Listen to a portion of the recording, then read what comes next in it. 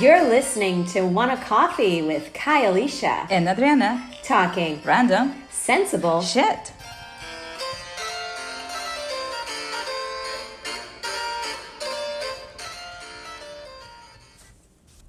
So, Kanye West running for president, apparently. Big personality, renowned celebrity. Does that make him capable of... No. No.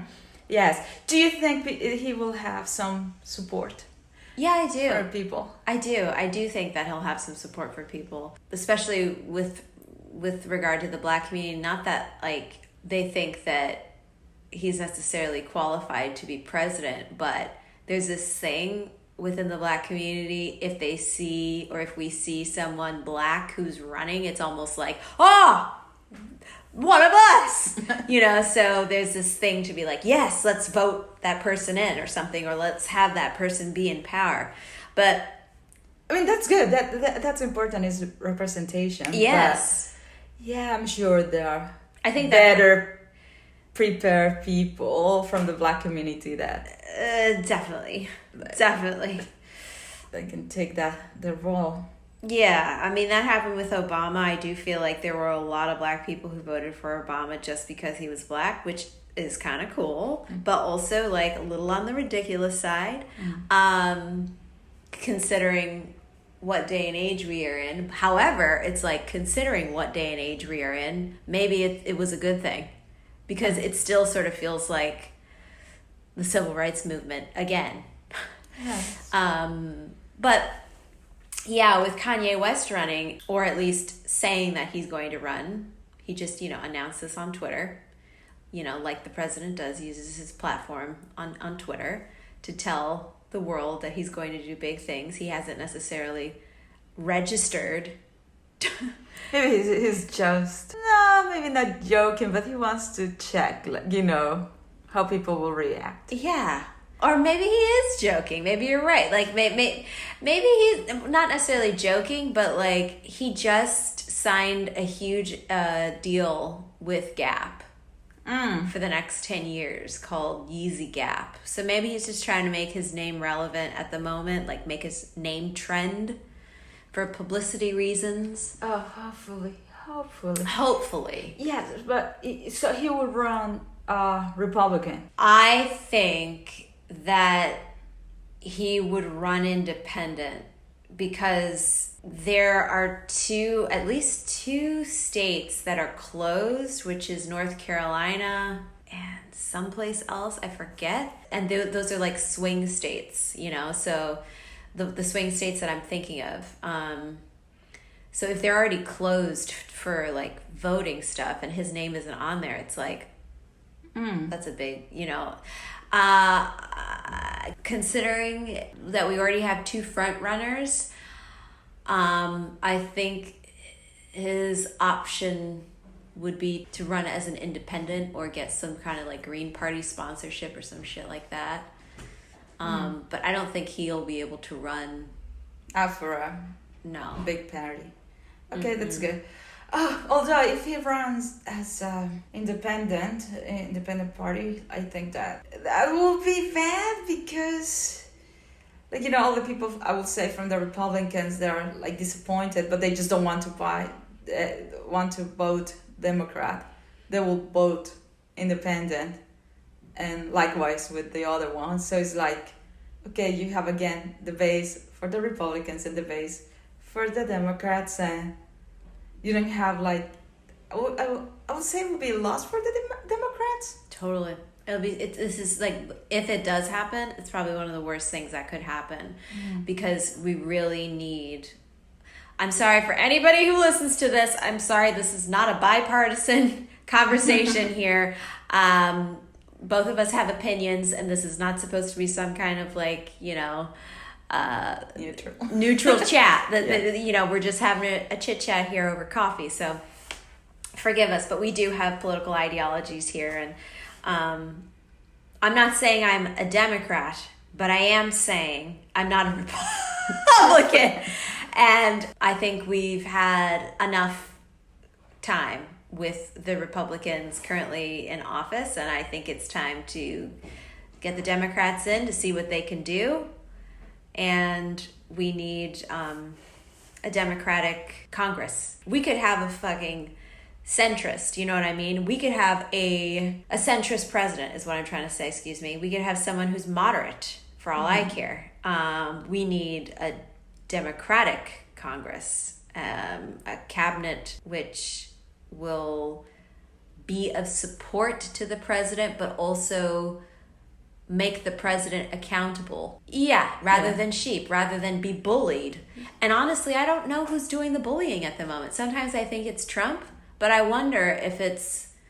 I think it has to be the party, I will say. I think they will do it, like, as an outsider, because I've seen this kind of things in other places. I'd say the same party, like, you know, out of pride, out of like, say, hey, we cannot... If we back out from and with this, you know, separate from this guy, you know, as a party is not going to look cohesive or solid, and you will see that we're crumbling down. So might as well pretend that we are united and pretend that everything is okay inside the lines, and let's see what do we do afterwards. But you know, from an outsider's point of view, you can see the world sees the way the America is being governed. It's like, no, the Republicans, they already had their time, and in this occasion they didn't know how to handle the situations and how to lead the country in this past 3-4 years. So it's time for a change. It's time to flip it, you know. I agree. They'll have their time again. It's cyclical. Do. It's cyclical. This is not forever and ever. This is like... Truly. They will. They'll have their time again. But, you know, we really need someone who's going to be able to lead the country. And I mean, here we are, we're living in Australia. Even though I don't like the Prime Minister that's currently in office, he's done an incredible job leading his country during a crazy time of crisis, during COVID, and has completely supported local businesses, large businesses, individuals, it's incredible. And also in containing the virus. I can't say the same thing about the president, and I will not be able to say the same thing about the president, nor will I be able to say the same thing about the Republican Party, because they have not stood up collectively for their people. Yes. No, I think that if I were American, I would feel absolutely betrayed by the government. Like, I wouldn't feel safe in my country, regardless. All the other problems that they're happening now. But now it's like, with just the virus, it's like, what is going to happen with my family, and if I get sick, or the economy, also many things that are happening. Exactly. People are renouncing their citizenship. It's an actual thing. It is so bad that people have been like, you know, the whole thing where people are like, well, if you don't like this goddamn country, well, get the fuck out of here. Well, people have been. People have been, and it's been so bad that they had to make legislation, make policy, basically the USCIS, and impose large fees that if you renounce, these fees are like crazy. This started in 2010. This started happening. So it's like a real thing that people are trying to renounce citizenship. So everyone being like, get the fuck out. People are doing that. People are doing that, and willingly, you know, and happily. So it's sad, but it's just as you said, Adriana, it's like, if you don't feel safe, what are you going to do? And if you have the opportunity to leave, what are you going to do? Just go. Just go. Like, you know, these politicians, they're not going to feed you. They're not going to protect your family. They're not going...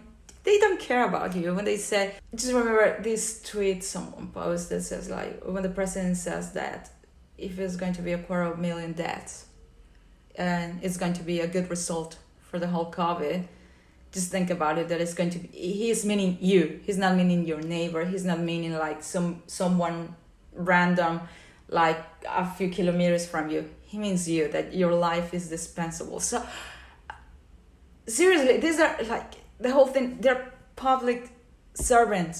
Mm-hmm. They're supposed to be there. Serve you. To serve you, exactly. Not Literally. for their own interests. Yeah. So coming back to Kanye, do you think he's going to be a really good public servant? No, I don't. I think that in a lot of respects, the man is probably a musical genius, mm-hmm. and I can respect his artistry in that regard. But not everyone is capable of being the president of the United States, and this is a hard lesson for America, because not everyone should be able to do that. Yeah, the fact that you can do it doesn't mean that you should. That's it. You should do it. Mm. Even if you have the right to be president, does not mean you should, or you can, or that you're actually capable. Mm-hmm. So, no, I don't think he's capable. He hasn't proven to anybody. As we've seen with the current president of the United States, he's a businessman. He's obviously not the leader of the free world. I shouldn't even say the leader of the free world. He's not a leader of the United States, because if he was, we would be in a better situation right now. We would feel like we can get out of this. But at the moment, it just feels like we're waiting for a lot more people to die. We're waiting for shit to hit the fan. We're waiting for a civil war before anything good happens. I think people, they're waiting also for the change to happen in November. Like, just hold it there. Hold it. This will pass. There will be some new cabinet, a new government, and let's hope that in January, God, that's 6 months. That's so many lives, so many things that will happen. Perhaps after that, everything will start improving, but no, I just don't feel like that's going to happen. You don't feel that? Say if Biden will be the next president, do you think it will change a little bit? Or is it too much of a mess? I think it will change, inevitably, because he'll be president if he is president. But I think it's not going to go down good. I think that, just as we're seeing, racists are coming out of every angle, every place. I don't know if you got to see his the president's Mount Rushmore speech. Oh, no, I haven't. It is insane. It is so divisive. He's basically inciting war for the 50th time. Telling the world how the Democrats and the liberals are basically trying to take away all of their rights, and that we're not going to let them do that, and we're going to fight back, and that we're trying to take away their Second Amendment, their right to bear arms, and we're not going to, and that we need to protect ourselves and arm ourselves. It's just it's insane. Yeah. He's really kill him. And all of these Republicans currently, they're here. Yes, standing ground. All these senators who get to be in their houses, their huge houses, and chill out and relax to the max. Who are similar to the Democrats? Don't get me wrong, but they're the worst. They're the worst because they're supporting this type of rhetoric and this type of language.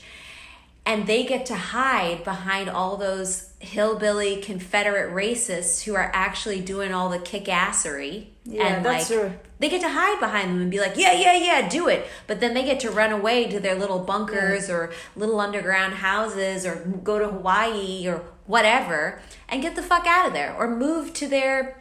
And then he just deny everything. I haven't said anything. I didn't do anything. I wasn't involved. Yeah. So it's like that is happening, but... Yeah. They just... They're the worst. Switch their words and try to fool people, gaslight people, and say me? No, please re-elect me next. You're absolutely right. Yeah, or I just had to do that because, the guy who came out, who was working with Trump and then, basically got fired and came out with that book and was like, I'm telling the tell-all of how Trump was a terrible person and blah, blah. Why didn't you do it before? That's it. That's it. Everyone, That's it. They're So being low. cowards, I will say. They're being cowards, like they see the devil is reigning And they're not going to do anything. anything like... They What kind of interviewed him. principles are those? Exactly. None. Exactly. That's why I'm saying they're the worst type of people, because at least those people, those dicks, in my opinion, all those racists and like, they're at the front line and they have a definitive belief and desire to genuine, do something. yeah. And they're doing something. But those other ones are like, yeah, we're just a part of this shit and we're just seeing it go down. And hell yeah, you guys do all the heavy loading and all the heavy work here. And we'll just continue to rouse you up and we'll just kick back. Make money, wear our masks. Hypocrites. You know what I mean? Yeah. I forgot his name, Michael somebody. They interviewed him and they said like, well, why didn't you do anything while you're in office? Why didn't you say how you felt? And he was like, listen, in America, we have what's called due process and we have an impeachment inquiry process. And you saw how that happened. And I was going to follow the rules and how we were going to take him down. And as you saw, it just didn't work. So, I felt like I did what I could do. And this is the way I felt it. I felt it needed to be best handled. And it's just like... That sounds like Nazi rhetoric. Yeah. When they are like... Those are major words, but I will say when they interview all the generals and, meeting level people, they were like, yeah, we were just following orders. This is what was happening. No, we didn't know they were doing that. Oh, really? If I would have known, but why? I felt the pressure. That's what it is. Yeah. That's what it is. It's sick because it's like anybody in their good and well right mind knows that talking like that and carrying on like that and not passing legislation and not doing good for everyone is a terrible thing. And so if you can sit there and live with yourself and continue to spout things of support to someone who is killing people or has blood on their hands like that, and you're with them, you're a really bad person. Yeah. You're a really bad person, and you have to live with that for the rest of your life. And so one day when this shit gets overturned and they're in the hot seat, Hopefully, yeah. And what you said, like, things with Biden might not change as abruptly. The guy who's inheriting, if he is to be the next president, a world in flames. Yeah, in 4 years, this guy has gone so many steps back in terms of international policy. Everything, like, say, the WHO, what's the one, the Paris Accords for environment. oh yes, That one, that was like, dude, everything. everything. China, reversed. for that matter.